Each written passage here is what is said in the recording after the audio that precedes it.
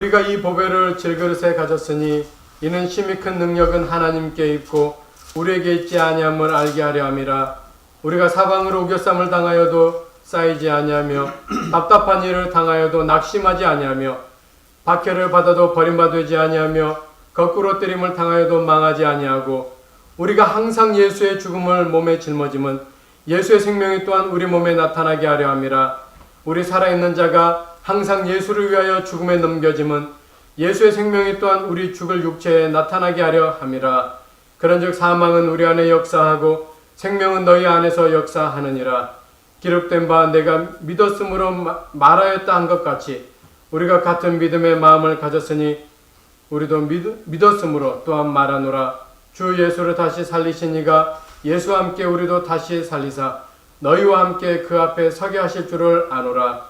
이는 모든 것이 너희를 위함이니 많은 사람의 감사로 말미암아 은혜가 더하여 넘쳐서 하나님께 영광을 돌리게 하려 함이라. 아멘. 이 시간 김지영 목사님께서 감사할 수 있는 이유, 감사할 수 있는 이유라는 제목으로 말씀을 전해 주시겠습니다. 우리 모두 큰 은혜 받는 복된 시간 되시기 바랍니다.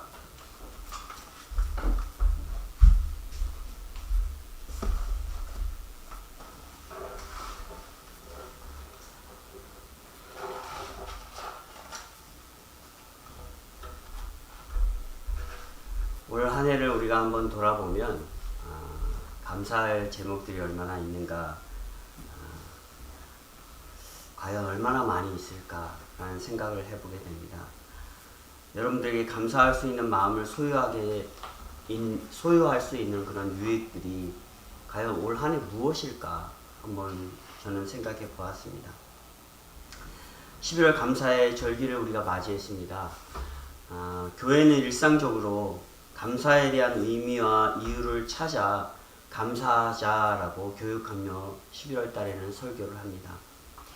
이런 감사의 중심은 우리가 한번 뒤돌아보면 우리에게 주어진 유익들이 무엇이고 또 그것이 얼마나 크냐에 따라 그 가치가 얼마에 따라 감사의 정도가 정해지곤 했습니다.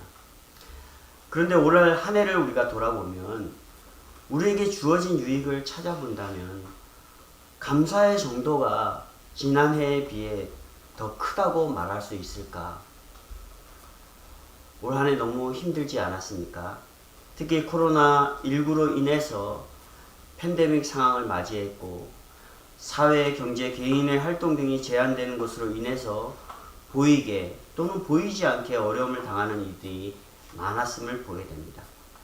지금 역시도 코로나의 상황이 종식되지 않음으로 인하여서 어려움을 겪는 사람들이 많이 있죠.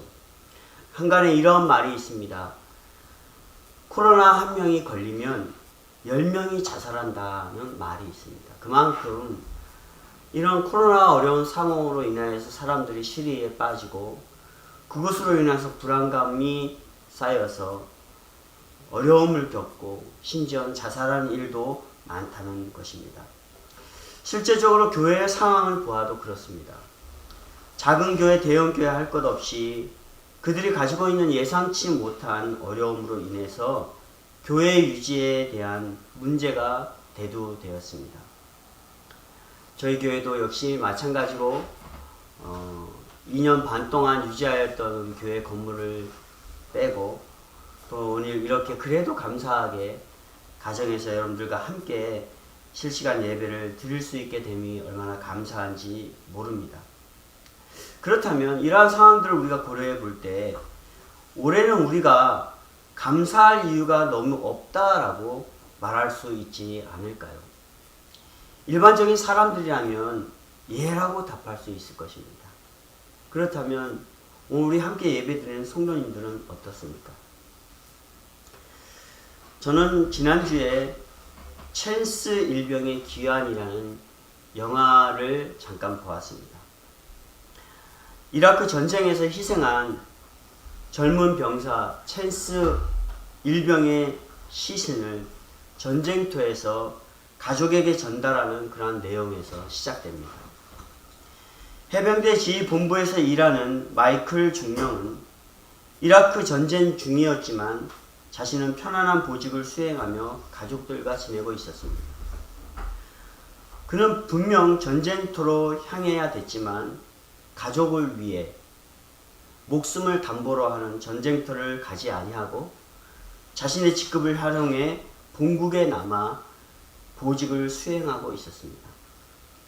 그런데 그가 하루하루를 지내면서 군인으로서 전쟁터에서 자신을 희생하며 죽음으로 돌아오는 병사들을 보며 자책감에 쌓이게 되었습니다.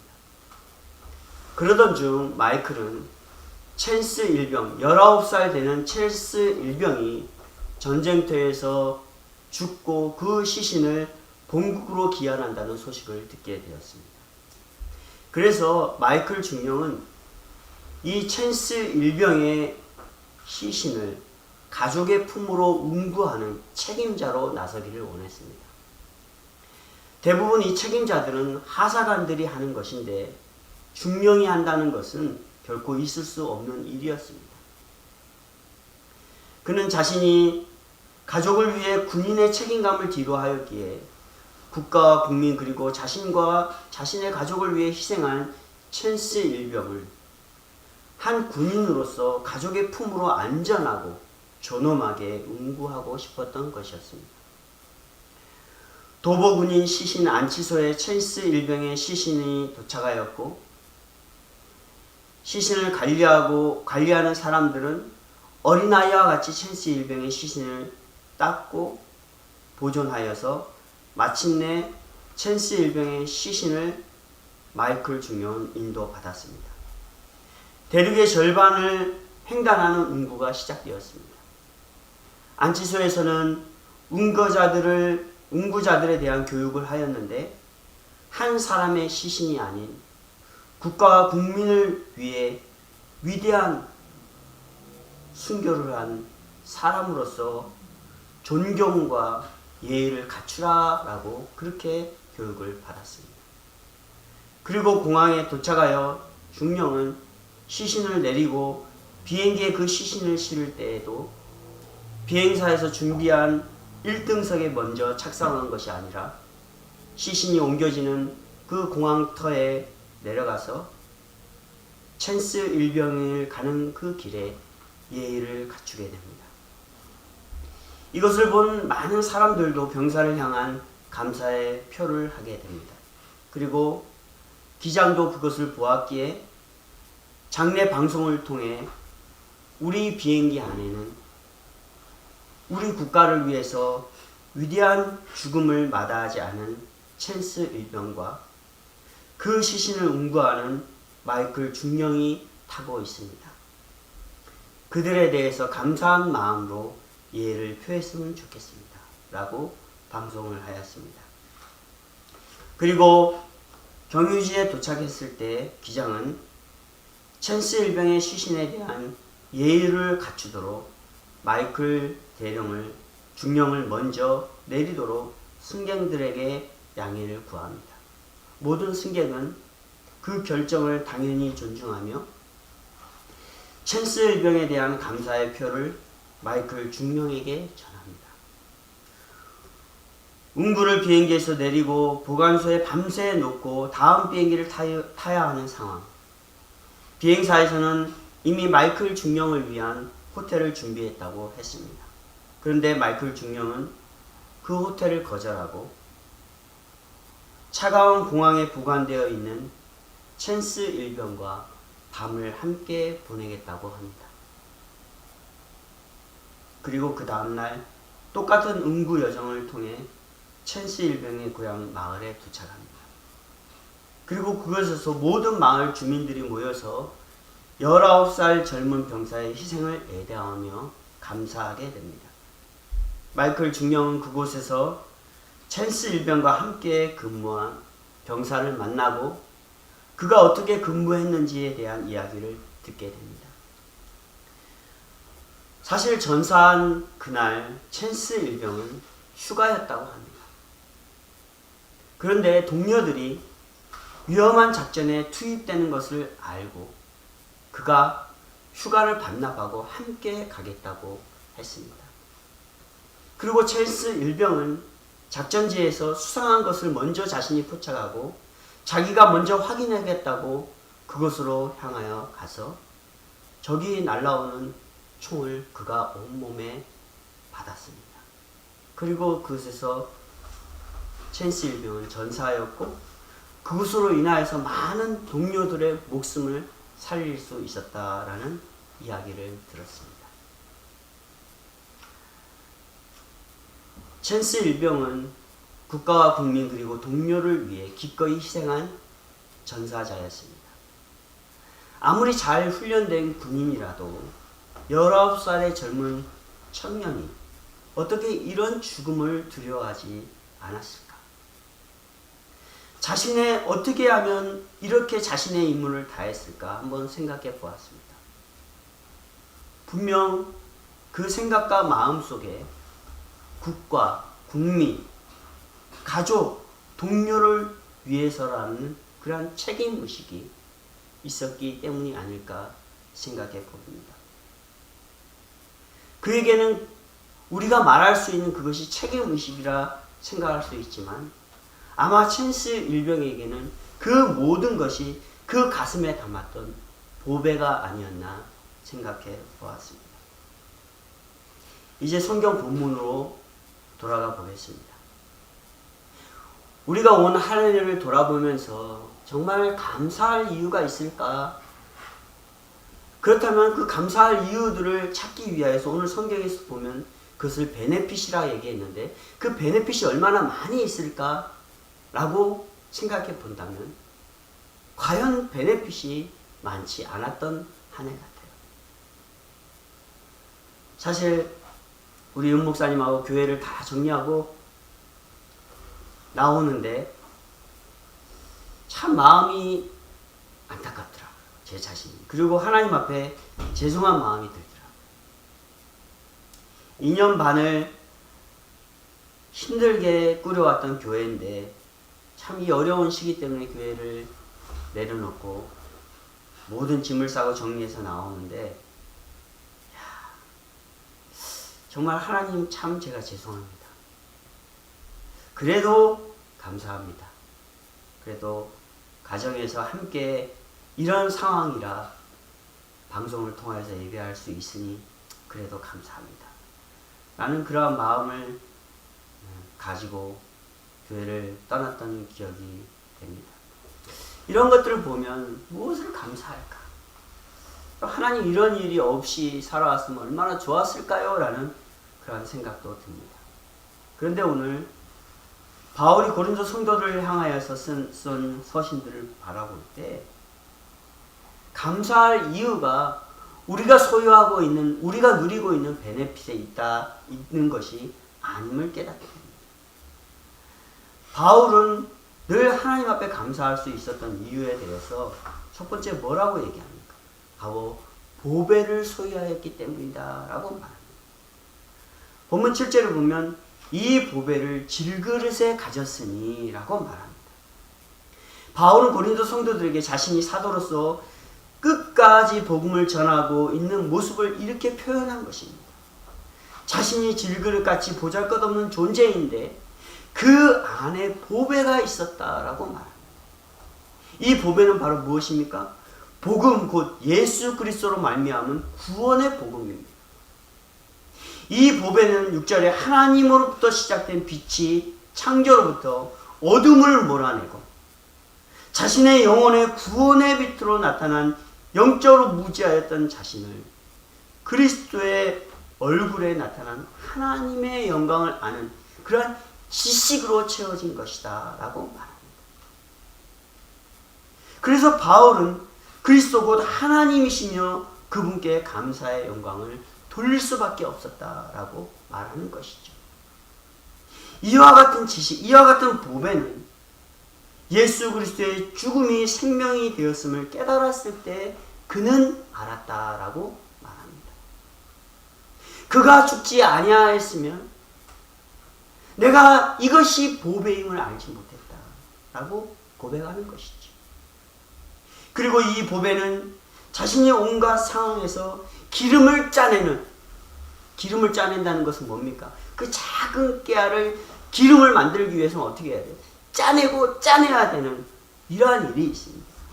이러한 상황이 바울에게 있었습니다. 자신을 짜내고 자신의 육체를 짜내고 이러한 상황이 있었어도, 이러한 환경이 있었어도, 이러한 혹독한 일을 당했어도 그는 그에게 소유된 이 보배로 인하여서 하나님 앞에 늘 감사하며 영광 돌릴 수 있는 그 사역을 내려놓지 않았음을 고린도 성도들에게 고백하였습니다.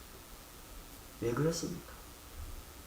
질그릇을 사용하시는 하나님의 능력이 어떤 어려움과 환경 가운데에서도 그가 복음을 위하여서 가야 되는 그 길 앞에 중단 없이 발휘되게 하였기 때문입니다. 바울은 고린도 후서 1장 8절에 심한 고난과 고통 가운데 깨어질 수밖에 없는 질그릇의 자신을 그는 깨달았습니다. 다시 말해서 자기는 할 수 없었다는 것이. 형제들아, 우리가 아시아에서 당한 고난을 너희가 모르기를 원하지 아니하노니 힘에 겹도록 신한 고난을 당하여 살 소망까지 끊어지고 살고 싶지 않았다라는 것이에요. 바울은 당하는 고난과 힘든 그 여정 때문에 인간이 꿈꾸는 그 소망이 끊어지기까지 그만큼 힘들고 자신이 없었던 자기가 질그릇의 모습이었다라고 고백하는 것입니다. 그럼에도 중단 없이 복음의 사명을 감당할 수 있었던 것은 그 질그릇 안에 놓여있는 보배, 바로 예수 그리스도, 그가 나에게 주신 새로운 생명의 그 가치 때문에, 그것을 깨닫고 예수를 의지하였기 때문에 하나님께서 자신을 이끄셨다라고 고백하는 것입니다. 질그릇임에도 불구하고 그 안에 있는 보배로 인해 깨어지지 아니하고 복음을 담대히 전하며 감사할 수 있었던 것은 분명 하나님이신 예수 그리스도의 능력이었음을 고백하는 것입니다. 또한 두 번째로 바울은 감사할 수 있는 이유에 대하여서 이렇게 말합니다. 예수의 죽음 때문이다. 바울은 박해를 받고 사람들에게 육체적인 고난을 당하는 시련이 있어도 감사하며 하나님께 영광을 돌리며 살아갈 수 있는 그 이유는 오늘 성경에 보면 우리의 몸에 짊어지고 있는 예수 그리스도의 십자가의 고난과 죽음이다라고 말합니다. 우리의 몸에 그의 죽음이 있다라는 것이에요. 그래서 산 우리 자신이 이제 예수를 위해서 우리가 죽으면, 우리의 육체가 고난을 당하면 그리스도의 생명이 오히려 우리 가운데 나타난다라는 그러한 말. 참 신학적으로 어려운 말이기도 한데 우리가 이것을 쉽게 생각해 보면, 우리의 믿음의 잣대로 보면 우리의 썩어질 육체가 이 세상 가운데 살아가면 그냥 썩어지면 끝이잖아요. 아무 소용없잖아요. 그러나 예수 그리스도의 죽음으로 인해서 우리 육체가 썩어질도록 깨어질도록 고생하고 힘들어도 오히려 우리에게는 영원한 생명을 소유할 수 있는 그 소망이 더욱더 생겨난다라는 그런 말씀입니다. 그래서 바울은 예수님의 죽음에 대해서 감사할 수밖에 없었던 것이죠. 즉 육체적인 안전과 생존이 영원한 생명을 소유할 수 있는 정말 죄인 예수 그리스도를 맞이하는 것이 아니라, 영원한 생명을 얻는 것이 아니라 오히려 육체적인 죽임을 당하는 시련과 희생을 통해 예수 그리스도의 십자가의 고난에 동참할 때 오히려 우리에게는 영원한 생명을 주시는 죄인 예수 그리스도를 영접하고 그와 함께할 수 있는 그런 소망이 있다라고 말씀하고 있는 것입니다. 바울은 이것 때문에 견뎠다라는 것입니다. 이것 때문에 내가 고통을 당하여도 늘 하나님 앞에 감사할 수 있었다라고 고백합니다. 왜? 우리의 육체는 썩어지면 그냥 끝이에요. 그러나 우리의 영혼이 어디를 향하여서 가냐? 다시 챈스 일병의 죽음을 생각해 보겠습니다. 그가 당한 육체의 죽음이 주는 국가, 국민 그리고 동료의 생명은 한 사람, 이 챈스 일병의 죽음이 아니고는 보장되어질 수 없는 것입니다. 그래서 국가와 국민 그리고 동료들은 그의 죽음을 가슴에 품고 그에게 늘 감사하는 마음으로 살아가게 됩니다. 왜? 그가 나를 위해서 죽었기 때문에. 그 죽은 죽음의 시신이지만은 산 사람 이상보다도 그에게 예의를 표하고 존경하는 마음으로 응구하는 그 마이클 중령의 그 마음이 그러하지 않았겠습니까?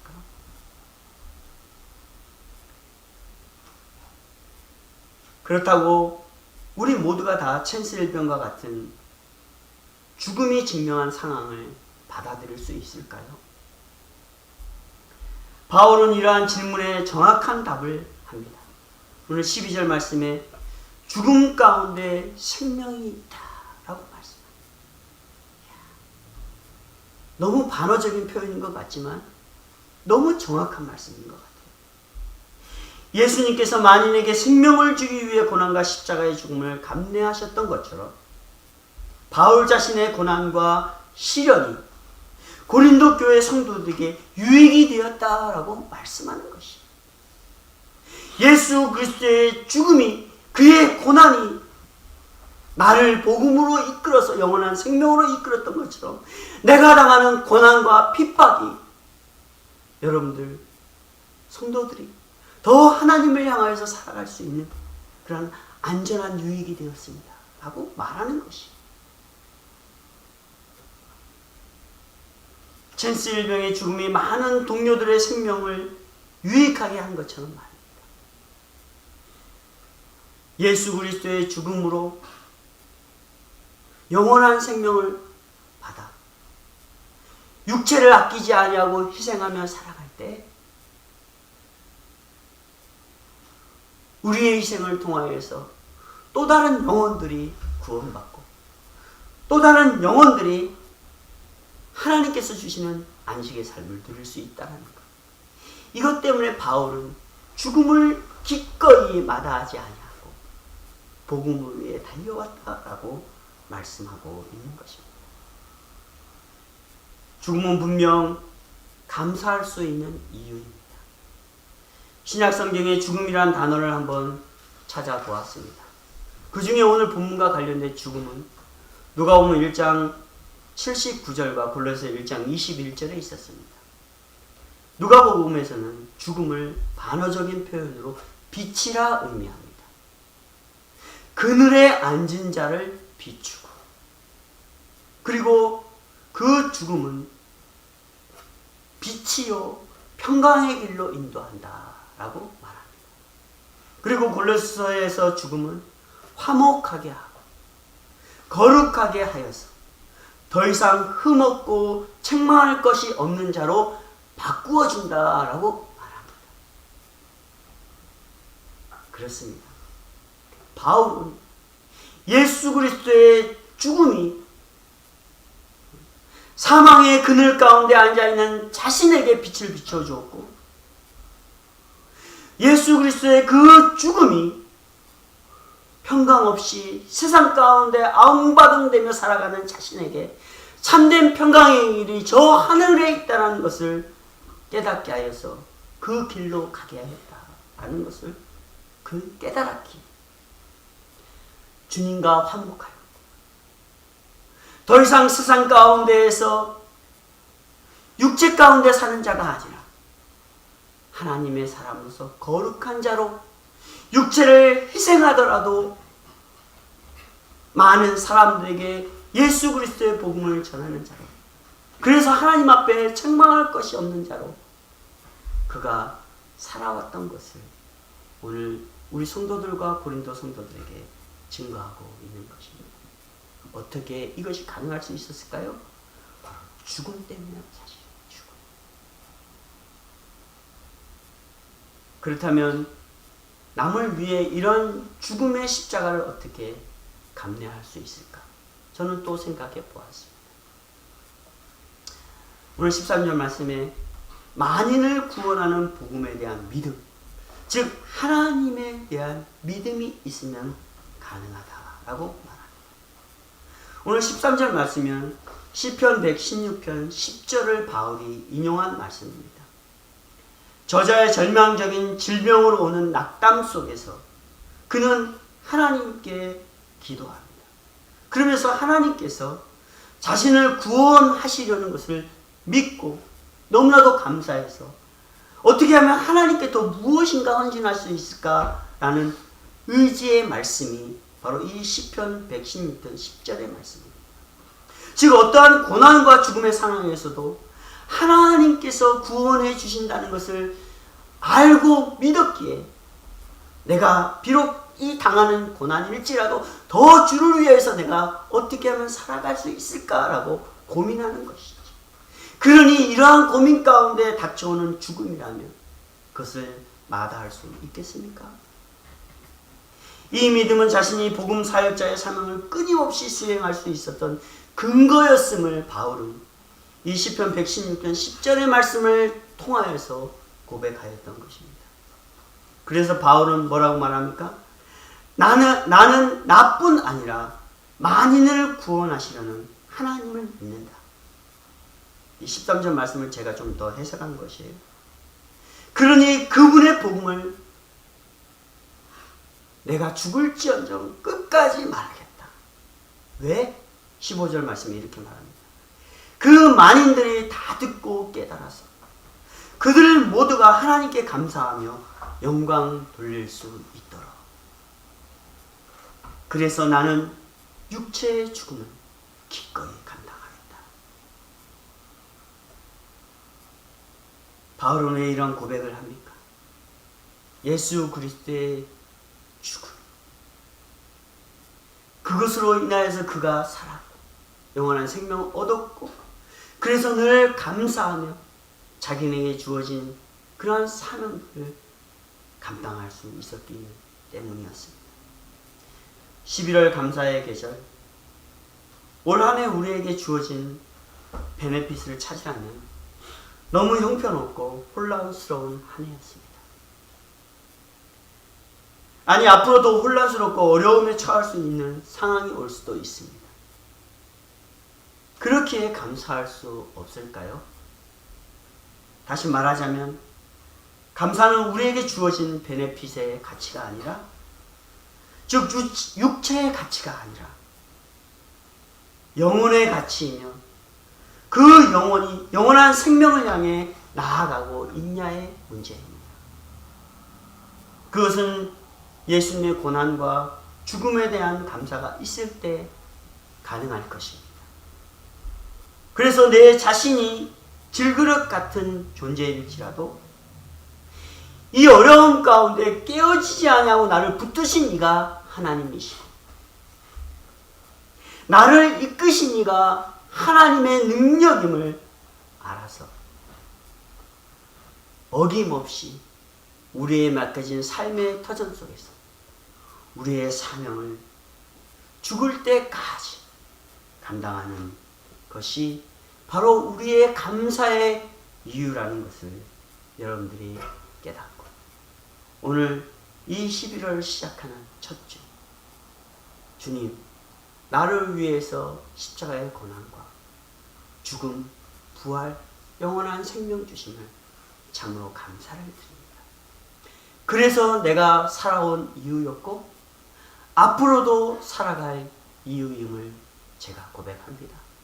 어떠한 상황 속에서라도 주님이 나에게 주어주신 사명 잘 감당하며 주님께 흠없는 자로 나아가겠습니다. 라고 다짐하고 고백할 수 있는 이번 11월 감사의 계절이 되시기를 주님의 이름으로 부탁을 드리겠습니다.